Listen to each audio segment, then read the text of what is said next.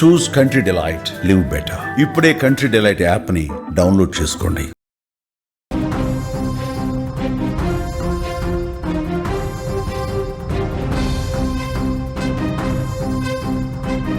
Breaking news చూస్తున్నాం. కిస్మత్పూర్ మహిళ హత్య కేసులో మిస్టరీ వీడింది.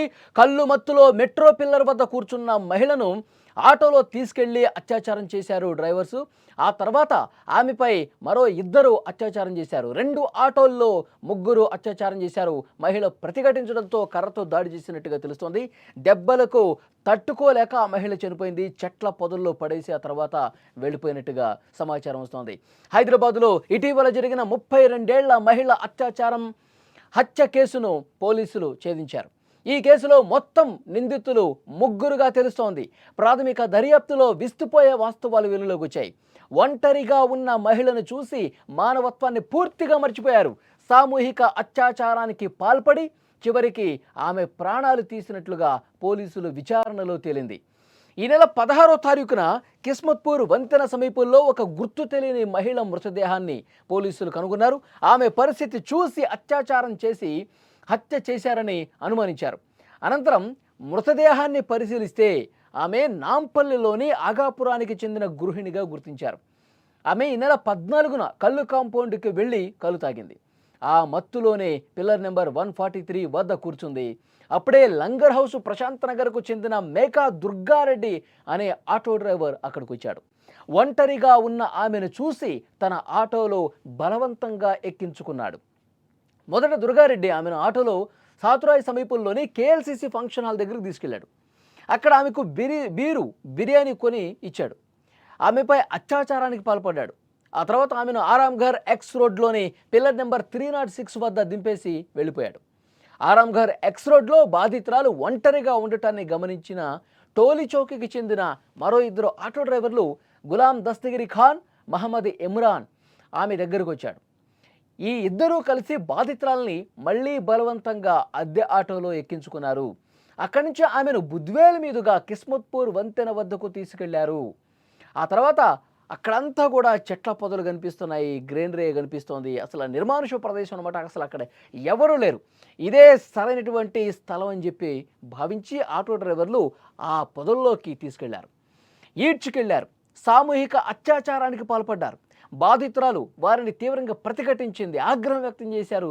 ఆ తర్వాత ఈ ఆటో డ్రైవర్స్ కర్రలు తీసుకుని ఆమెను ఇష్టం వచ్చినట్టుగా కొట్టారు, చిత్రహింసలకు గురి చేశారు. మాటల్లో చెప్పటానికి వీలు లేనంతగా, అసలు చెప్పలేము అంత దారుణంగా దాడి చేసినటువంటి పరిస్థితి ఉంది.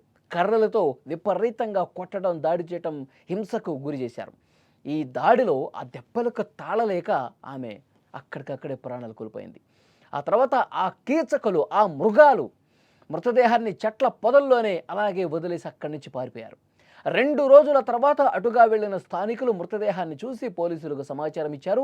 కేసు నమోదు చేసుకున్న పోలీసులు మొదటగా ఈ కేసు ఇంత డిలే కావడానికి గత వారం జరిగితే 5-6 రోజుల పాటు సమయం పట్టడానికి పోలీసుల ఇన్వెస్టిగేషన్ టైం తీసుకోవటం. ఎందుకంటే ఆ బ్రిడ్జ్ దగ్గర ఎటువంటి సీసీ కెమెరాలు లేవు. ఆ బ్రిడ్జికి కొంచెం దూరంలో ఉన్నటువంటి సీసీ కెమెరాలు పరిశీలించి అసలు వాళ్ళు ఎక్కడి నుంచి వచ్చారు, ఎటువైపు నుంచి వచ్చారు, ముందుగా ఆమెను ఎక్కడ ఆటోలో ఎక్కించుకున్నారు, బలవంతంగా ఎక్కడికి తీసుకొచ్చారు, ఇవన్నీ కూడా పిన్ టు పిన్ వాళ్ళు అన్ని సీసీ కెమెరాలు ఫుటేజ్ని పరిశీలించిన తర్వాత ఆ ఆటో నెంబర్ ప్లేట్ ఆధారంగా వాళ్ళని అదుపులోకి తీసుకున్నప్పుడు మాకేం సంబంధం, మేము అసలు ఎవరిని ఆటోలో ఎక్కించుకోలేదు, ఏమీ తెలియదు మాకు, ఎందుకు మమ్మల్ని ఇట్లా తీసుకొచ్చి ఇబ్బంది పెడతా ఉన్నారని చెప్పి పోలీసుల్ని దబాయించే ప్రయత్నం చేశారు ఆటో డ్రైవర్లు. కానీ వాళ్ళ ముందు కొన్ని ఆధారాలు చూపించారు. ఆ మహిళను ఎలా అయితే ఎక్కించుకున్నారో ఆమెను బలవంతంగా ఆటోలో ఎక్కించుకుని తీసుకుపోయే దృశ్యాలు వాళ్ళకి చూపించి పోలీసులు తమదైన స్టైల్లో క్వశ్చన్ చేస్తే అప్పుడు నిజాలు మొత్తం కక్కేశారు.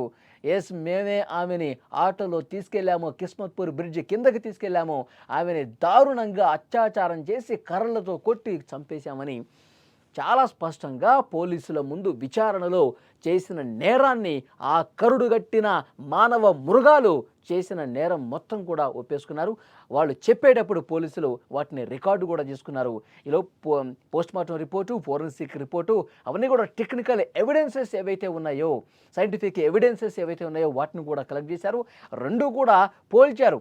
అక్కడ ఆమె మీద అత్యాచారానికి పాల్పడ్డ సమయంలో అక్కడ ఉన్నటువంటి ఆధారాలు కావచ్చు, తర్వాత వీళ్ళ డిఎన్ఏ కావచ్చు, మొత్తం సరిపోలినాయి.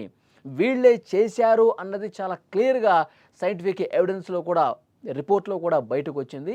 వీళ్ళని అదుపులోకి తీసుకున్నారు. అలాగే అతను మొదటగా ఆటలో తీసుకున్న వ్యక్తిని కూడా అదుపులోకి తీసుకున్నారు. మొత్తం ముగ్గురు ఈ ఘాతుకానికి పాల్పడినట్టుగా తెలుస్తోంది. ఇక్కడ క్లియర్గా ఒక విషయం మనం మాట్లాడుకోవాలి. అమ్మాయి ఒంటరిగా కనిపిస్తే హైదరాబాద్లో మహిళలకి అసలు భద్రత ఉందా లేదా, ఇదొక $1 మిలియన్ క్వశ్చన్గా తయారైనటువంటి పరిస్థితి. అంటే ఒంటరిగా ఆడది కనిపిస్తే ఈ కీచకులు వదలరా, అత్యాచారం చేసి దారుణంగా చంపేస్తారా? మనకి దిశ ఘటన కూడా గుర్తుకొస్తుంది. మనం మాట్లాడుకున్నాం. దిశ ఘటన ఎంత దుర్మార్గంగా లారీ క్లీనర్ డ్రైవరు ఎంత దారుణం చేశారు. వెటర్నరీ డాక్టర్ ఆమె గత కొన్ని సంవత్సరాల క్రితం దేశం మొత్తం కూడా ఈ ఘటన జరిగినప్పుడు అట్టుడికిపోయింది. ఆమెను అత్యాచారం చేసి ఆనవాళ్ళు బయటకు రాకూడదని చాలా దారుణంగా పెట్రోల్ పోసి తగలబెట్టేశారు. దేశం మొత్తం కూడా వాళ్ళని చంపేయండి అని చెప్పి ఉద్యమం జరిగినటువంటి పరిస్థితి ఉంది. ఇప్పుడు మళ్ళీ అదే రీతిలో ఆ దిశ ఘటనని తలపించే విధంగా ఆడది ఒంటరిగా కనిపిస్తే అత్యాచారం చేయటం, దారుణంగా చంపేసి అక్కడి నుంచి పారిపోవటం. మనల్ని ఎవరు పట్టుకుంటారులే, ఇక్కడంతా చెట్లు పొదలున్నాయి, ఏ ఆధారాలు లభించదు, మనల్ని అసలు ఎవరు పట్టుకోలేరన్న ఒక ధైర్యంతో వాళ్ళు ఈ నిర్మానుష ప్రదేశానికి తీసుకొచ్చి చంపేసిన పరిస్థితి కనిపిస్తుంది. ఇలాంటి మానవ మృగాలను ఏం చేయాలి? ఆడది బయటకు వస్తే మళ్ళీ సేఫ్గా ఇంటికి తిరిగి వెళ్ళలేని పరిస్థితి ఉంది. ఆడపిల్లల తల్లిదండ్రులు, కుటుంబ సభ్యులు ఇదే వాపోతున్నారు. ఇంత దారుణంగా బయటికి వెళ్ళిన అమ్మాయిని చంపేస్తే మేము అసలు బయటకు ఎలా పంపిస్తాం మా అమ్మాయిని అంటూ ఆడపిల్లల కుటుంబ సభ్యులు, తల్లిదండ్రులందరూ ఆవేదనతో చెప్తున్నారంటే ఎలా అర్థం చేసుకోవాలి? నిజంగా భద్రత లేని సిచ్యువేషన్ ఉంది. ప్రతి క్షణం భయపడి బతకాల్సినటువంటి పరిస్థితి ఉంది. ఇలాంటి మృగాల వల్ల, ఇలాంటి పనికిమాలిన వెధవుల వల్ల వాళ్ళ ధైర్యం ఏంటి అసలు? పోలీసులు సరే దొరుకుతాము, పోలీసులు అరెస్ట్ చేస్తారు, జైల్లో వేస్తారు, మళ్ళీ 5 నెలలకో 6 నెలలకో బయటకు వచ్చేస్తాం, ఇదేనా ధీమా? వీళ్ళని కఠినంగా శిక్షించకపోవటం వల్లే కదా వీళ్ళలో ఇంత ధైర్యం.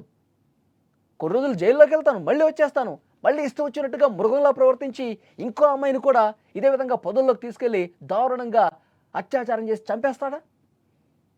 సరైనటువంటి శిక్షలు లేకపోతేనే కదా ఎవడైనా ఇలాంటి దుర్మార్గుడు ఇలాంటి పని చేస్తే నడి రోడ్డు మీద వాడిని ఉరి తీయాలి, నడి రోడ్డు మీద వాడిని కాల్చి చంపాలంటున్నారు బాధిత కుటుంబ సభ్యులు ఇదే చెప్తా ఉన్నారు. అప్పుడైతే ఇలాంటివి ఆగుతాయి సార్, వాడిని మాకు అప్పగించండి అని చెప్పి అడుగుతా ఉన్నారు. ఇంత దుర్మార్గమా? ఈ వీడియో చూస్తున్న ప్రతి ఒక్కరూ స్పందించండి. కిస్మత్పూర్ బ్రిడ్జి దగ్గర ఆ మహిళని, ఆ అమ్మాయిని అంత దారుణంగా కర్రలతో కొట్టి అత్యాచారం చేసి కర్రలతో కొట్టి చంపారంటే ఏం చేయాలి వాళ్ళని? అసలు ఏ శిక్ష వేస్తే కరెక్టు? వాళ్ళు మళ్ళీ ఈ సమాజంలో తిరగటానికి అర్హులా? ఏం చేయాలి? Please comment.